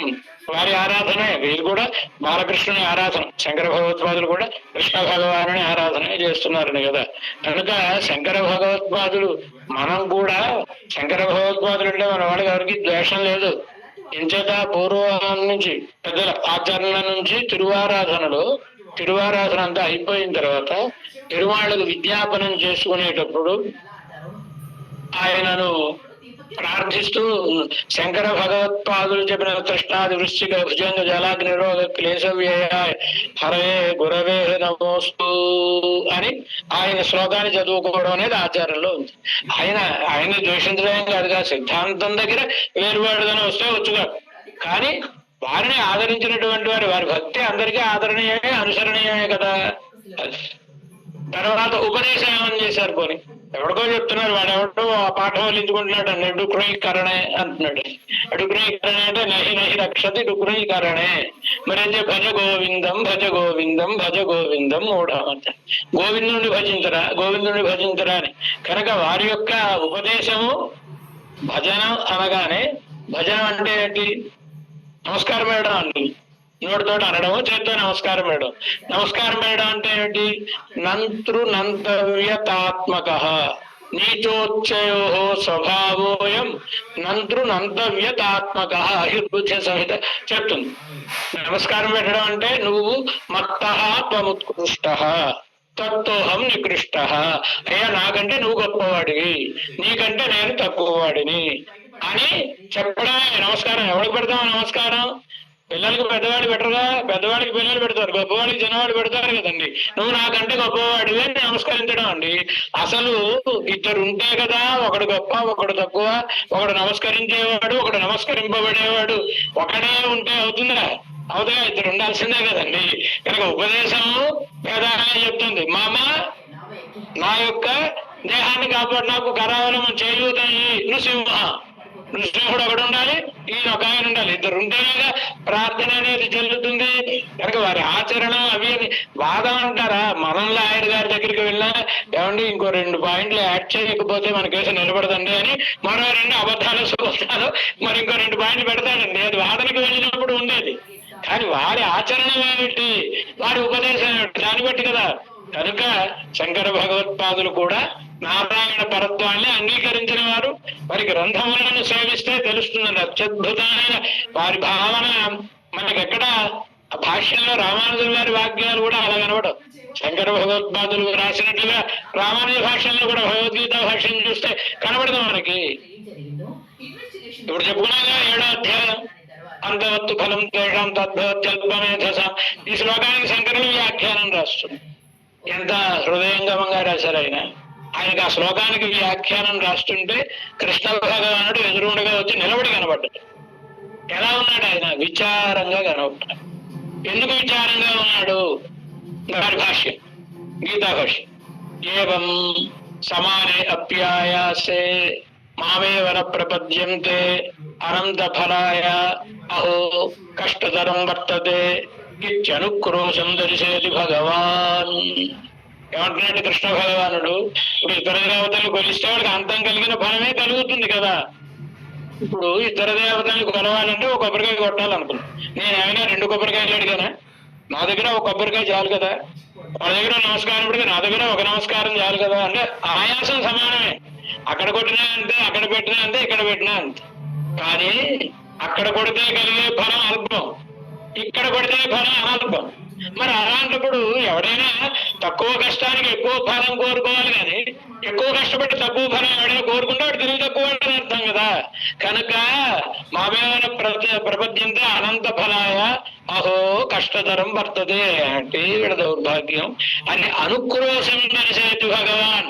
వాళ్ళ మీద విచారాన్ని చూపిస్తున్నాడు, జాలిని చూపిస్తున్నాడు భగవంతుడు అంటారు శంకర భగవత్పాదులు. కనుక అందరూ భగవంతుడిని అంగీకరించిన వాళ్ళే. తైన మృష్యతి వైదిక కహ, వేదమును ప్రమాణముగా అంగీకరించిన వాడెవడైనా ఈయనయే పరతత్వమని అంగీకరించవలసినది. అలా అంగీకరించకపోతే ఏమంటారు? నా మృష్యతి ఉక్తమాన ఈశ్వరత్వత్తై పారాదే ఒழிహిరావన్, ఆ భగవంతుడి అందరినీ నియమించేవాడనే దాన్ని అంగీకరించకుండా బయటకు వెళ్ళిపోయేవాడు వైదిక కహ. ఎవడండి వైదికుడు? ఈ కహ అనే శబ్దం నిందార్థకం అన్నమాట. ఎవడండి అంగీకరించకపోతే? వేదాంత దేశకులు వారి భాష్యంలో అవైదిక ఇత్యర్థ అన్నారు. వాడు వైదికుడు కాడని అర్థం. వేదం చదివాడంటే పరమాత్మ గొప్పతనాన్ని ఒప్పుకుని తెరవలసిందే. ఎందుకని? వేదాక్షరాణి యావంతి పఠితాని ద్విజోత్తమై తావంతి హరినామాని కీర్తితాని న సంశయ. వేదాక్షరములు ఎన్ని చదివితే అన్ని విష్ణునామములను చదివినట్లు. వేదాంత వేదైశ్చ సర్వై అహమేవ వేద్య. వేదవంతుడి చేత చెప్పబడేవాడిని నేను. రెండు రకాలుగా చెప్పబడతాడు భగవంతుడు. ఆ రెండు రకాలుగా అంటే ఒకప్పుడు దేవతల లోపల అంతర్యామిగా ఉండి చెప్పబడతాడు, అప్పుడు ఆ దేవతావాచక శబ్దాలు కనబడతాయి. ఒకప్పుడు అలా కాకుండా నేరుగా తానే చెప్పబడుతూ ఉంటాడు. మొత్తం మీద ఏమైనా వేదవంతుడి చేత చెప్పబడేవాడు పరమాత్మే కదా. కనుక వైదికుడైన వాడు ఎవరు అంగీకరించరే? అసలు వేదం ప్రారంభిస్తే ఏమని ప్రారంభించాలి? కిట్టని కిట్టకపోని, నచ్చని నచ్చకపోని, ఏ బొట్టు పెట్టుకో, ఏ బొట్టు పెట్టుకున్నా శ్రీ గురుభ్యో నమః హరి ఓ ఇదిగా ప్రారంభించాలి. మళ్ళా ముగించిన తర్వాత హరి ఓ ముగించాలా? హరిశబ్దాన్ని పలకాలా వద్దా? పలికి తీరాల్సిందేగా వేదం చదివితే. అదే సామాన్యమైన శబ్దం కాదు హరి ఓం అనేది.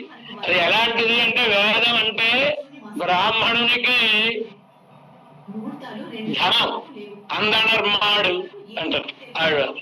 అందనర్మాడు, అందనర్ అంటే బ్రాహ్మణుడు, బ్రాహ్మణుల సొమ్ము. బ్రాహ్మణుల సొమ్ము వేదం అండి. కనుక బ్రాహ్మణుల సొత్తాడు వేదం. ఈ వేదాన్ని చదువుకోవాలంటే ఎవరైనా ఖరీదైన నెక్లెస్ ఉంటే భరిలో పెట్టుకుంటారు. ఎప్పుడైనా ఫంక్షన్కి వెళ్ళినప్పుడు ఆ భరిని మూత తీసి మెడ వేసుకుంటారు. వేదం అనేది కంఠానికి ఆభరణం. ఈ కంఠానికి ఆభరణాన్ని హరి ఓం అనే పెట్టెలో ఉంది. విచిత్రం ఏంటి? ఏదో కర్రతో చేసే పెట్టె కాదు, ఇది మణితో చేయబడే భరిణ. కనుక ఏమవుతుంది? మణితో చేయబడే భరిణ అంత యోగం మనకి లేదనుకుంటే అద్దాల భరిణ. ఆ లోపల ఉన్న పదార్థం బయట కనబడుతుంది. మణితో చేసిన భరిణకి లోపల ఉన్న పదార్థం బయట కనబడుతుంది కదా. ఈ వేదం అయిన దాన్ని మణి లాంటి మణితో చేయబడిన భరిణ అంటే హరి ఓం భరిణ. మూర్తియాలి హరి ఓం ముందు. వేదం అంతా చదివేసుకున్న తర్వాత కంఠాభరణం. ఆ పండుగ పబ్బం అయిపోయిన తర్వాత మళ్ళా తీసి అందులో పెట్టేసిన తర్వాత హరి ఓం మూసేస్. ఆ వేదంలో చెప్పబడేవాడు ఎవడు? హరి శ్రీమన్నారాయణుడు. ఓంకార శబ్దవాచ్యుడు శ్రీమన్నారాయణుడు అని చెప్తుంది. కానీ ఎవరైనా పరమాత్మను వైదికుడైన వాడు శ్రీమన్నారాయణుడే పరతత్వం అని అంగీకరించి చేరవలసినదే అని అర్థం. కనుక వైదిక కహ కిం క్షేపే. ఈ కహ అనే వాడికి అర్థం ఏంటి? నిరసించడం అని. వాడి మొహాన్ని నిరసించడం. అబ్రాహ్మణ ఇత్యర్థ. వినయవాచ్యాన్ని పిళ్ళై అబ్రాహ్మణ ఇత్యర్థ. వాడు బ్రాహ్మణుడు కాడని అర్థము. శ్రీమన్నారాయణ పరత్వాన్ని అంగీకరించకపోతే వాడు బ్రాహ్మణుడు కాడు. బ్రాహ్మణుడు అంటే అర్థం ఏంటి? బ్రహ్మ అణతి ఇది బ్రాహ్మణ. వేదమును ఉచ్చరించువాడు కనుక బ్రాహ్మణుడు. మరి ఆ వేదం చెప్పినది పరమాత్మ అయినప్పుడు పరమాత్మను అంగీకరించకపోయేవాడు బ్రాహ్మణుడు ఎలా అవుతాడు? కనుక అబ్రాహ్మణ ఇత్యర్థ. ఇది వేదాంత దేశంలో అయితే అవైదిక ఇత్యర్థ. వాడికి వేద సంస్కారమే లేదని అర్థం అన్న. దానికి ప్రమాణాన్ని మనకి బ్రహ్మాండ పురాణం నుంచి చూపిస్తున్నారు. యో విష్ణుం సతతం ద్వేష్టి తం విద్యాత్ అంత్యరేతసం. యో పితరం పుత్రః ద్వేష్టి తం విద్యాత్ అన్యరేతసం. ప్రమాదకరమైన మాట చెప్పింది బ్రహ్మాండ పురాణం. కొడుకు అయ్యుండి తండ్రిని ద్వేషిస్తున్నాడు అనుకో, వాడిని ఏమనాలి? తండ్రిని ద్వేషించే కొడుకుని ఏమనాలి? ఆయన పుట్టినవాడు కాదు వీడు అనాలి. ఇది విద్యాలు అన్యరేతసం అంటే అర్థం. అలాగే వాడు బ్రాహ్మణుడై ఉండి శ్రీమన్నారాయణని అంగీకరించలేదనుకోండి, వాడు బ్రాహ్మణుడు కాదు, వేదాన్ని చదవడానికి యోగ్యత లేని ఏ వర్ణంలోనో పుట్టినవాడు అనాలి. అంత్యరేతసం అంటే అర్థం. అది అరివే ప్రమాణం చెప్తోంది. విష్ణు భక్తి విహీనోయ సర్వశాస్త్రార్థవేద్యపి బ్రాహ్మణ్యం తస్య నభవేత్ తస్యోత్పత్తిర్నిరూప్యత. మరి ప్రమాదకరంగా చేయడం. ఎవడైతే విష్ణు భక్తి లేకుండా ఉంటాడో, సర్వశాస్త్రములు చదువుకున్నా విష్ణు భక్తి లేకుండా ఉంటే వాడిలో బ్రాహ్మణ్యము ఉండదు. అదేంటండి, ఆయన బ్రాహ్మణుడే కదండి. తస్యోత్పత్తి నిరూప్యత. ఇప్పుడు టెస్ట్లు వచ్చేసాయి కదా, ఏదో పరీక్ష చేసుకోమన్నారు, వాడు బ్రాహ్మణుడు అయి ఉన్నాడండి అని పరీక్ష చేసుకోమన్నారు. తస్యోత్పత్తి నిరూప్యత అని. కనుక పరమాత్మ యొక్క వైభవాన్ని అంగీకరించని వైదికుడు ఎవరు ఉండడు. అది ఏ ఆశ్రమమైనా ఏ వర్ణమైనా పరమాత్మ వైభవాన్ని తెలుసుకోకపోతే చాలా ప్రమాదకరమైన మాటలని చెప్పారు కదా. తర్వాత హిరణ్య గర్భ సమవర్తతాగ్రే. హిరణ్య గర్భుడు మొట్టమొదట ఉండెను. హిరణ్య గర్భుడు అంటే బ్రహ్మదేవుడు. బ్రహ్మదేవుడు మొదట ఉండెను. భూతస్య జాతః పతిరేక ఆసీత్. ఈ పుట్టినటువంటి భూతములకు అన్నిటికీ పతి ఆయన ఒక్కడే, బ్రహ్మదేవుడు ఒక్కడే. నగిరింద్రత్వదుత్తర. ఇంద్ర నీకంటే గొప్పవాడు వేరొకడు లేడు. ఇలాంటి వాక్యాలు కనబడుతూ ఉంటాయి అన్నమాట. నగిరింద్రత్వదుత్తర. ఇంకా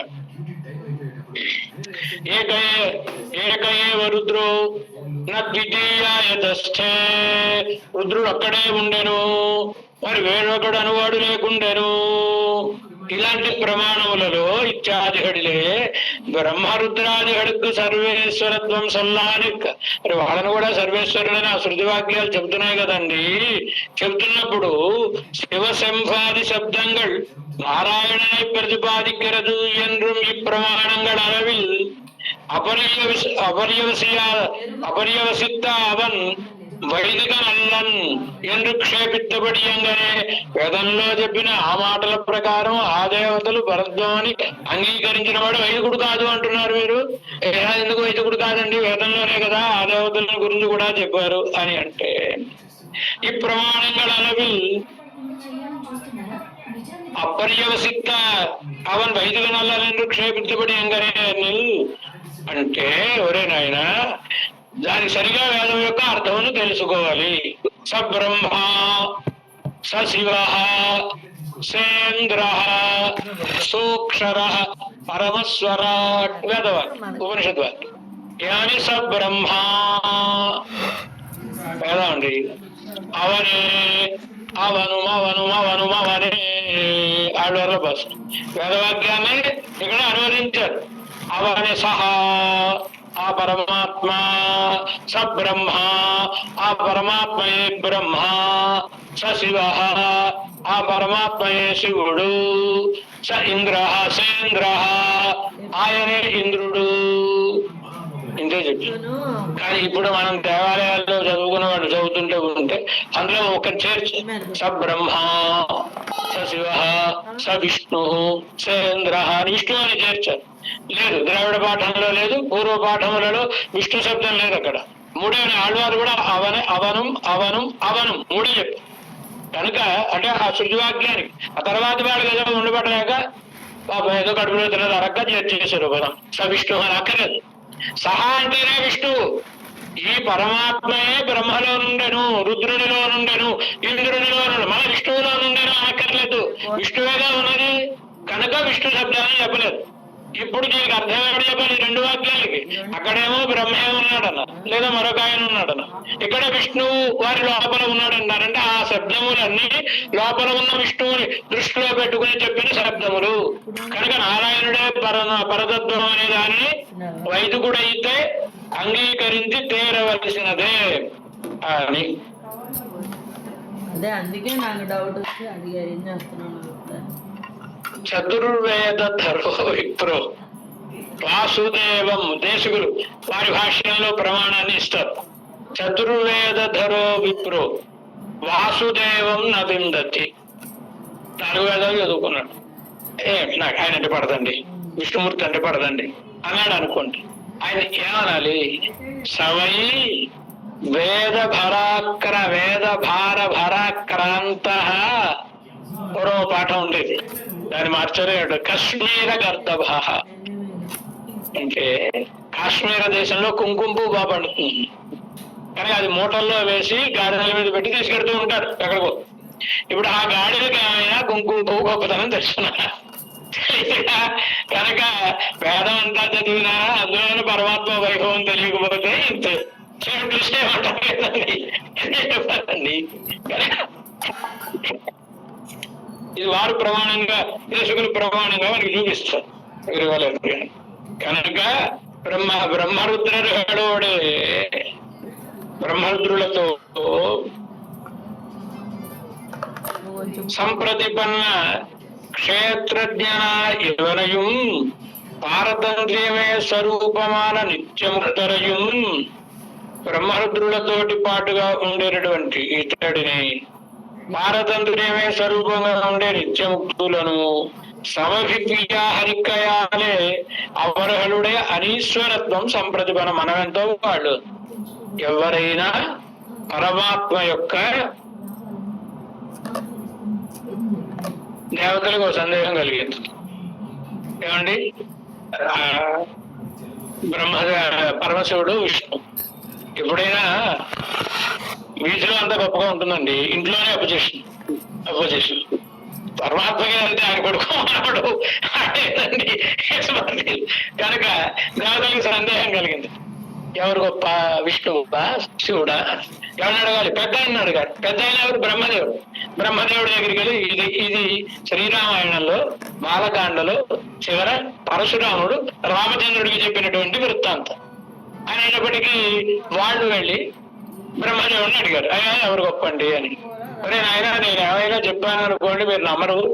నేను శివుడు గొప్ప అన్నాను అనుకోండి, ఏదైనా నీ కొడుకంటే నీకు ఇష్టం అయ్యా అంటారు. విష్ణువు గొప్ప అన్నాను అనుకోండి, మీ నాన్నగారు పార్టీలు అంటారు. కనుక నేనేం చెప్పినా మీరు నమ్మరురా. మరి ఏం చేయాలి? టెస్ట్ పెట్టడమే. పరీక్ష పెడితే అయిపోతుందిగా. ఓ పరీక్ష పెడదాం, వాళ్ళు తిరిగి తగ్గు పెట్టేద్దాం. ఇలాంటి వాళ్ళు కొందరు మహానుభావులు ఉంటారు, వాళ్ళు వచ్చి అలాంటి వాళ్ళు వచ్చినా తగ్గు పెట్టేస్తారు కదా. వాళ్ళు వచ్చి శ్రీమన్నారాయణ దగ్గరికి వచ్చి నీదేం లేదుట, అంతా ఆయనదేట, నువ్వు సామాన్యమైన వాడివిట, నేను దగ్గరికి దగ్గరికి వెళ్ళి అసలు నేనేం కాదుట, అదేట్రా నేను గొప్పవాడిని కదా, త్రిపురాసురు ఆహారం చేసాడు, ఆయన లోపల ఉంటే చేసేవిట, ఆయన బాణం మీద ఉంటే చేసేవిట, ఇలాంటివి చెప్పినట్టు కొంచెం సమకూడగలిగినట్టు తొందరగా కోపం వస్తుంది. దాంతో ఆయన కోపం వస్తుంది. అలా అంటాడా అని చూసుకున్నా అంటే చూసుకున్నా. ఇద్దరు యుద్ధం చేసుకున్నారు. ఇద్దరికి యుద్ధం జరుగుతుంటే ఎందుకోసం చెప్పాడు కదా పరశురాముడు, ఓ ధనుస్సుని రామచంద్రుడికి ఎక్కువ పెట్టమన్నారు. ఈమె ధనుషి శ్రేష్ఠ. ఈ 2 ధనుస్సులు, ఒకటి విరిచిన ధనుస్సు, ఇంకోటి ఈ ధనుస్సు, ఈ 2 విశ్వకర్మ సమాన సారములైన పటిష్టములైన 2 ధనుసులను తయారు చేసి ఒకటి విష్ణుమూర్తికి ఒకటి పరమశివుడికి ఇచ్చాడు. దాంతో ఆయన శత్రు సంహారం చేసేవాడు, దీంతో ఈయన శత్రు సంహారం చేసేవాడు అని చెప్పడం కోసం ఆ చరిత్ర చెప్పాడు ఈయన. ఇప్పుడు ఇద్దరు ఈ 2 ధనుసులతో యుద్ధం చేయడం ప్రారంభించారండి. కాసేపు లీలగా యుద్ధం చేశారండి. యుద్ధం చేసిన తర్వాత ఇంకా పరమాత్మకి చాలు, ఎంతసేపు ఆడుకుంటా మనవుడితోటి దెబ్బలాడటం అండి. ఇంట్లో కూడా అంతే కదండి, మనవుడితోటి మనవుడు తాత అని గట్టిగా గుర్తుతాడు మనవుడు. ఎందుకంటే వాడు ఎలాగైనా తాతగారిని తాతగారు అబ్బా అంటే కానీ వాడికి ఆనందం ఉండదు. కానీ తాతగారు గట్టిగా కొట్టలేడు, ఎందుకంటే మనవాడిని చూస్తూ కొట్టలేదండి. చనిపోయినవాడు కదా, తాతగారు కొట్టలేడు కానీ మనవుడు కొడతాడు. ఇలా ఇద్దరు యుద్ధం చేసుకుంటున్నారు. చేసుకునే సమయంలో పరమాత్మకి ఇంక చాలు ఇక్కడ అనిపించి అనుకుని ఒకసారి అని అన్నాడు ఆయన. అంటే జృంభితం తద్ధను దృష్ట్వా శైవం విష్ణు పరాక్రమై అధికం మేనిరే విష్ణు దేవా సర్షిగణస్తథా. కదా ఎప్పుడైతే ఆయన హుంకరించాడో పరమశివుడు కొయ్యవారు. ధనుసు కదలేదు, ఆయన కదలేదు. ఆయన సంకల్పం ఉంటే ఈ చేష్టలు అండి, ఆయన కాదు అనుకుంటే ఏ చేష్టలు ఉండవు అని కథ చెప్తాడండి ఆయన. ఇది మనమైనా అంతే, బ్రహ్మరుద్రాది దేవతలైనా అంతే, నిత్యముక్తులైనా అంతే. ఎవరైనా శాసింపబడువారే, శాసించువాడు పరమాత్మ. ఇది అదే సాధిస్తున్నారు. ఏమని తోటకూర కట్టలు ఇవి నేను అడుగుతున్నాను. కొంచెం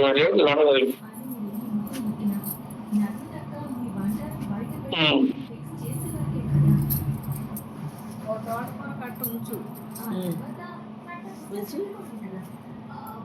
ఈ 3 పులుసు కూరలు. ఎన్నో పేజీ అండి అది? 2 తోటకూర, 1 తోటకూర. తర్వాత పప్పు వేసుకుంటాను. 114. అది విడిగా ఇట్లా 3 కలిస్తే బాగుంటుంది. 2 కలిపి ఈ 2 పాలకూరే. రేపటి నుంచి కొంచెం తొందరగా పరిగెడతానండి. ఇలా చెప్పుకుంటే ఎన్నిసార్లు కూర్చోవాల్సి వస్తుందో తెలియదు. ఏదైనా ఇవ్వచ్చు. ఇంకా ఆనందం ఉండదు. పుస్తకాలు పట్టుకున్న వాడికి పేజీలు ఎంతకీ కదలట్లేదు అని అనిపిస్తుంది. అది బ్రహ్మ శివ ఇత్యాది బ్రహ్మరుద్రుడు సంప్రతిపన్న క్షేత్రజ్ఞానయోనియం. వీళ్ళందరూ ఎవరు? క్షేత్రజ్ఞులు అనబడు. మనమైనా క్షేత్రజ్ఞులమే, బ్రహ్మాది దేవతలైన క్షేత్రజ్ఞులే. 13వ అధ్యాయం భగవద్గీతలో క్షేత్రజ్ఞ విభాగ యోగము అని పేరు కదా. ఏంటి? ఇదం శరీరం కౌంతేయ. ఎన్ని శ్లోకాలు భగవద్గీత? 700, 701. కొన్ని కోశాల్లో బయట పుస్తకాలు కొంటే 701 శ్లోకాలు కనబడతాయి. ఈ 13వ అధ్యాయంలో 1 శ్లోకం అదనంగా కనబడుతుంది. అర్జునుడి ప్రశ్న రూపంలో కనబడుతుంది. నిజానికి అది లేదు, అది రాఘవేంద్ర వ్యాఖ్యానంలో ఆ శ్లోకాన్ని చెప్పారు కనుక 701 శ్లోకం వాళ్ళకి కనబడుతుంది. మిగతా శంకర భాష్యంలో కానీ రామానుజ భాష్యం కానీ వీళ్ళెవరు కూడా ఈ శ్లోకాన్ని చెప్పలేదు. పరమాత్మ యొక్క వాక్యమే. ఇదం శరీరం కౌంతేయ క్షేత్రమిత్యభిధీయతే. ఈ శరీరానికి ఒక పేరు ఉందిరా అర్జున. ఏమిటంటే పేరు? క్షేత్రం అని పేరురా అని. క్షేత్రం అంటే అర్థం ఏమిటి? పంట పొలము అని అర్థం. ఉండేదైతే నివేశన స్థలం. పంటలు పండేదైతే క్షేత్రం. ఈ శరీరం కూడా పంటలు పండే క్షేత్రము. ఏం చేద్దాం మరి? మనం చేసుకుంటున్నాం కదండి. పుణ్యమో పాపమో చేసుకుంటున్నావా? సుఖమో దుఃఖమో అనుభవిస్తున్నావా? పంట పండుతుందా లేదా? కొందరికి ఇప్పటి పంటే, కొందరు కింద ఏడాది పాత ధాన్యం తింటూ ఉంటారు, కొందరు ఫ్రెష్ గా కొనుక్కొని తింటూ ఉంటారండి. కానీ కొందరు ఈ జన్మలో అనుభవిస్తూ ఉంటారు, కొందరు పూర్వ జన్మలో అనుభవిస్తూ ఉంటారు. ఏదైనా ఈ శరీరం అనేది ఈ పుణ్య పాపములను పంటలను పండించు పంట పొలము కదా. అది బ్రహ్మదేవుడైనా అంతే, మా సామాన్య మనమైనా అంతే, క్షేమ ఎవరైనా అంతే. కనుక వీళ్ళందరి లోపల పరమాత్మ అంతర్యామి నియమిస్తూ ఉంటాడు. నియమించడం కోసం వ్యాపించి ఉంటాడు కనుక ఆయనే అందరినీ నియమించేవాడని అంగీకరించవలసినదే. వీళ్ళందరూ కూడా నీ వైభవంలో ఏదో నీ కటాక్షం కొంత గొప్పతనం కలుగుతుంది కనుక నీ వైభవం అనే మహాసముద్రంలోని ఒక నీటి బిందువు లాంటి వాడు వీరందరూ కూడా అంటుంది. బ్రహ్మా శివ క్షేత్రయోరయం పారతంత్ర్యమే స్వరూపమాన. అంటే మనకి తెరుపు మరుపు. వాళ్ళకు కూడా జ్ఞానం ఉన్నప్పుడు పరమాత్మ పరమాత్మ అని వేని అంటారు. ఒక్కొక్కప్పుడు పరమాత్మనే ఉందండి ఈ దేవుడు అని అనిపిస్తూ ఉంటుంది వాళ్ళకి. ఒక్కొక్కప్పుడు 3 గుణాలు ఉంటాయిగా మనకు సరే, మన సంగతి చెప్పక్కర్లేదు అనుకోండి. మనకంటే బుద్ధిమంతులు ఎవరైనా ఉన్నారా అంటే వైకుంఠంలో ఉన్నవాళ్ళు. వాళ్ళకి ఎప్పుడు ఇలాంటి అహంకారం కలగదు, ఎప్పుడు నాకు నేను చెందినవాడిని అనే భావన కలగదు. కనుక పారతంత్ర్యమే స్వరూపమైన నిత్యముక్తరయం, పారతంత్ర్యమనే స్వరూపముగా కలిగిన నిత్యముక్తులను సమభివ్యాహరిక్కయాలే కలిపేసి చెప్పడం వలన అవరహుడే అనీశ్వరత్వం సంప్రతిపన్న. కనుక వాళ్ళు ఎవరు? అనీశ్వరులే, ఈశ్వరుడు కాదు. ఈశ్వరుడు ఒకడే, నియమించేవాడు ఒకడే, పరమాత్మ మాత్రమే అనేటటువంటిది తెలియచున్నది. శేషభూతరా సంప్రతిపన్నరా ఇవరహడం. వీళ్ళందరూ కూడా శేషభూతులుగా ఉండేటటువంటి వాళ్ళైన వీళ్ళు.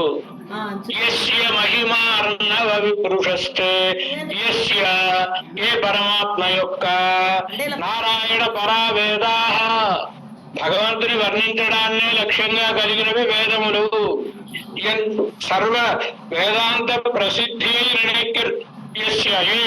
ఎవరి యొక్క అంటే ఇది ప్రసిద్ధిని చెప్తుంది. వేదంలో కీర్తింపబడానే ప్రసిద్ధిని కలిగినటువంటి పరమాత్మ యొక్క మహిమతే.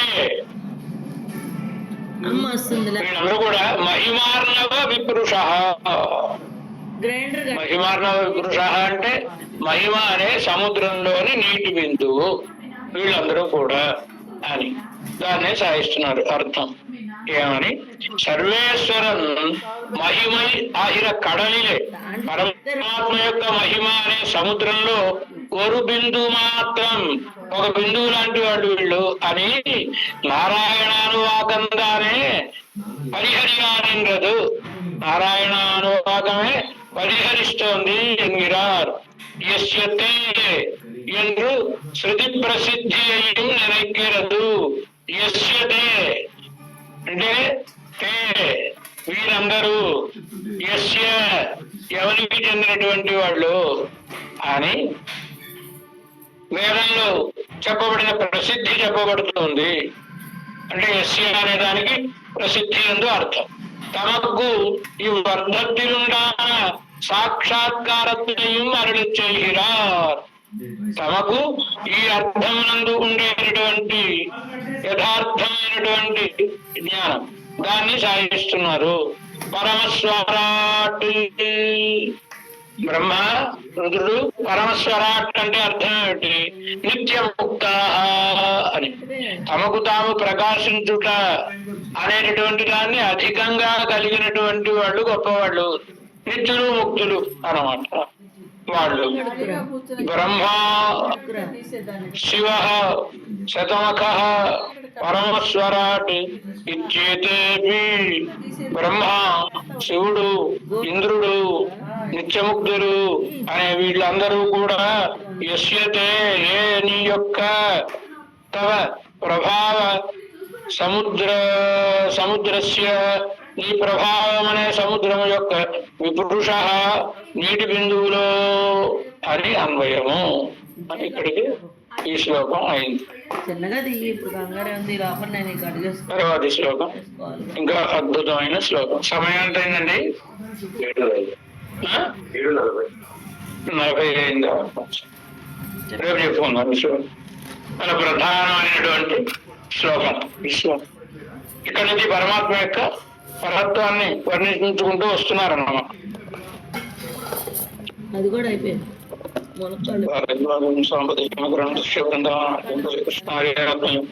చరణకమల సేవ సముల్లాసితం బహాదుర శ్రీ లోకనాద్రి సారార్థబోధన సేవే శ్రీ వెంకటారి మృదు మధురోజోజ్జీవితాంగరిశ్రితౌకం. ఈ పుస్తకాల్లో జగన్ ఉంటుంది. పదాం పౌరు అందుకోసం వెళ్ళారంటే ఆ శ్లోకం అంత ఆకర్షించిందన్నారు. విద్వాంసులైనటువంటి వాళ్ళకి ఒక శ్లోకం వింటే అవతలి వాళ్ళ పాండిత్యం ఏమిటో తెలిసిపోతుంది కదండి.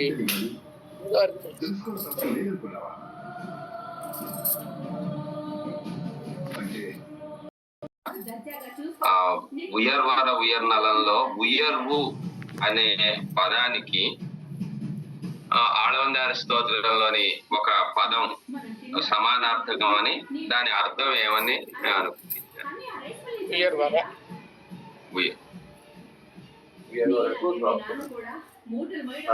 సమానార్థకమైన పదం ఈరోజు శ్లోకంలోని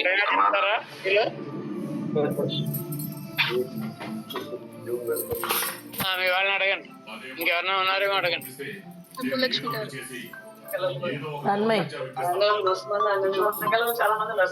అడిగండి స్వామి.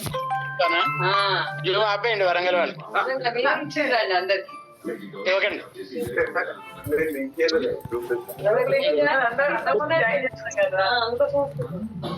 స్వాభావిక అనగా సహజ సిద్ధమైన గొప్ప గుణాలు కలిగిన వారు అని నమ్మాలి. వాళ్ళు ఉయర్వర అని ఎలాగన్నారో ఇక్కడ ఆలవందాల వారు స్వాభావిక అన్నారని అర్థమైంది స్వామి. అంతేనమ్మా, అలాగే అనుగ్రహించారమ్మా స్వామి.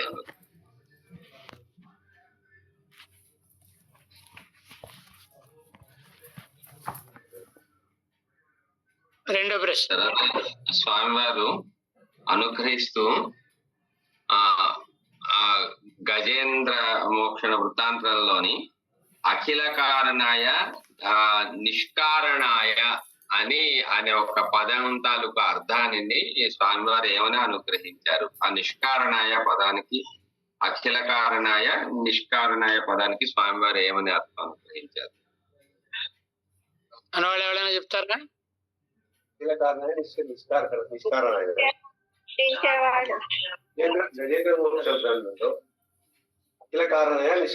అని చెప్పి ఎవరైనా చెప్తారా? జూమ్లో వాళ్ళు. మైథిలి గారు అన్మ్యూట్ చేసుకోవాలండి.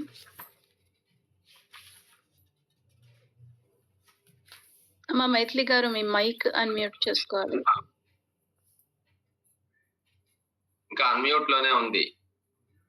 పుట్టించేవారు వేరే, గిట్టించేవారు వేరే, స్థితికారకుడు వేరే, సంహారకుడు వేరే అని అఖిల శబ్దానికి అర్థమేమి? ఆ శబ్దానికి ఏమర్థం చెప్పాం? నేను చెప్తాను స్వామి. స్వామివారు అనుగ్రహిస్తూ అక్కడ ఆ రెండు పదాలలో అఖిల కారణాయ నిష్కారణాయ అని అనుగ్రహించినదేమి? అమ్మ పంకజ లక్ష్మి గారు. జూమ్ అయితే అదే దాసం స్వామి. అఖిల కారణత్వం అంటే స్వామివారు అందరిలో ఉన్నవాడు పరమాత్మ అని, మళ్ళా నిష్కారణత్వం అంటే జగత్ స్వామివారు అనుగ్రహించినది. మధుసూదన్ మీరు చెప్పండి. ఆచార్య అనుగ్రహంతో అన్నిటికీ కారణమైన వాడు పరమాత్మ, తనకి అంటూ వేరే కారణం లేకుండా తను స్వయం సిద్ధమైన వారు అని నిష్కారణాయ అనే పదానికి స్వామివారు అనుగ్రహించారు. స్వామివారు అనుగ్రహిస్తూ అనవధికాతిశయ అనే ఒక పదానికి ఏమనే అర్థాన్ని అనుగ్రహించారు? ఇందాక స్వాభావిక పదం సహజ సిద్ధమైన గొప్పతనం కలిగిన వారిని అనుగ్రహించారు. అలాగే అనవధిక అనే దానికి స్వామివారు ఏమని పరమాత్మ యొక్క ఒక ఆ స్వభావానికి ఏమని అర్థాన్ని అనుగ్రహించారు?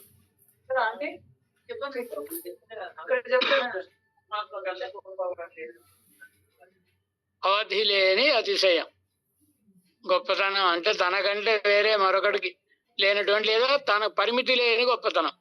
అవధి అంటే పరిమితి, అనవధి అంటే పరిమితి లేకపోవడం. పరిమితి లేని గొప్పతనం గలవాడు, ఇంత గొప్పతనం గలవాడని ఎవరు చెప్పలేరు. అది తర్వాత ప్రశ్న. స్వామివారు అనుగ్రహిస్తూ నిత్య సూర్యుల గొప్పతనం ఎట్లాంటిది? వారు కూడా ఇక్కడ ఈ సంసార గంధాన్ని ఏమి లేని వారు మొదటి నుంచి, అయితే వారి గొప్పతనం ఎట్లాంటిది అనే దాన్ని ఏమని అనుగ్రహించారు?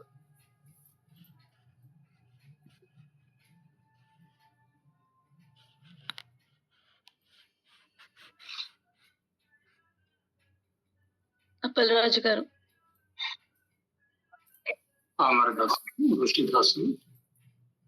యుక్తీశ్వరుల తారీఖు గొప్పతనం అంటే వాళ్ళ తారీఖు ఐశ్వర్యాలు భగవతాధీనముల నుంచి స్వామివారి చదివించారండి. అంటే అవధిని కలిగి కనుక అవి భగవద్ అధీనములు అంతే అని స్వామివారు గొప్పతనాన్ని కలిగిన వారే. అదే భగవత్ సంకల్పానికి అయిపోయా? భగవత్ సంకల్పం అడిగండి. అలాగే శ్రేయ మీ ప్రశ్న అడిగండి. అడియన్ దాసోహం అడియన్